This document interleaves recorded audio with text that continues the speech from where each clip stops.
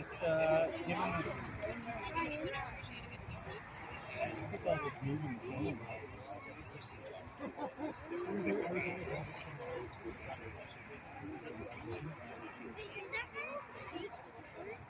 Is that American?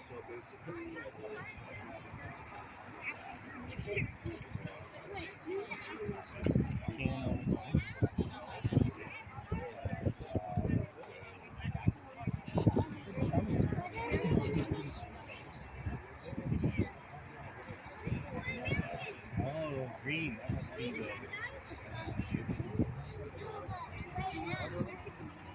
Yeah.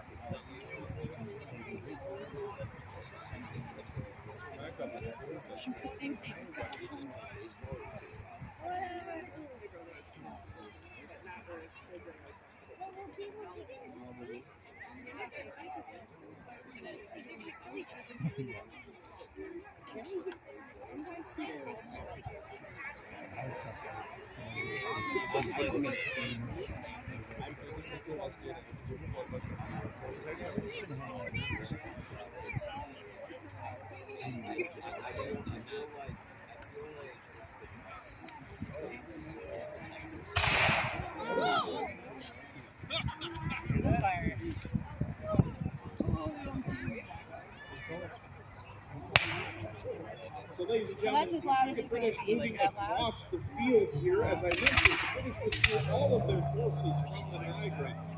That includes forces that they had down in Chippewa and Fort Erie, as well as Beaver Dams, and pulled them all back. The danger being is that the Niagara had even worse roads back then, so they didn't want them getting cut off. So they had to pull back, bring the forces, and centralize them. General Vincent, the British commander, gave the order, and they all quickly withdrew. But the men that were marching out from Fort George had to act as a rear guard, delaying the American advance. So rear guards were usually your light troops, your skirmishers. These were men who had been trained to scout, skirmish, bushfight, and you would try to slow them down at natural obstacles such as bridges, creeks, streams, things like that. Just slow them down, giving your main army time to get where they need to and to assemble into a defensive position.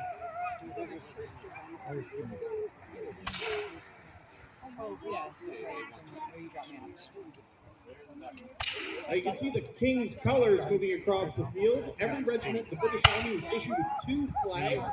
You have the King's color and the regimental color. The easiest way to tell which was which is the one that isn't the giant Union flag. That is your regimental colors. And it was usually colored to whatever your regimental color was. So the 49, the Incorporated Militia, they had green flags like that.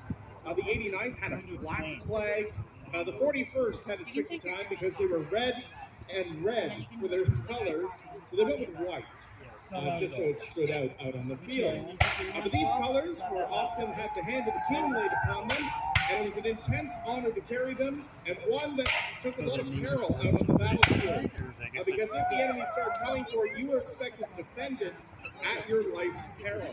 And there are some extreme examples of men doing so, including a young man in Spain who was only, I think, 19 at the time.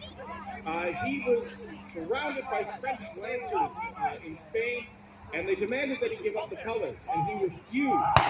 They proceeded to stab, slash, trample, and bash him. By the time all was said and done, he had over 9 stab wounds. He had been trampled by the horses. He had a huge laceration on the top of his skull, and it had his right arm almost completely cut off. But he did not give up the colors. He tore them off the staff and tucked them underneath himself to prevent their capture. What's even more amazing, he survived and lived well into old age.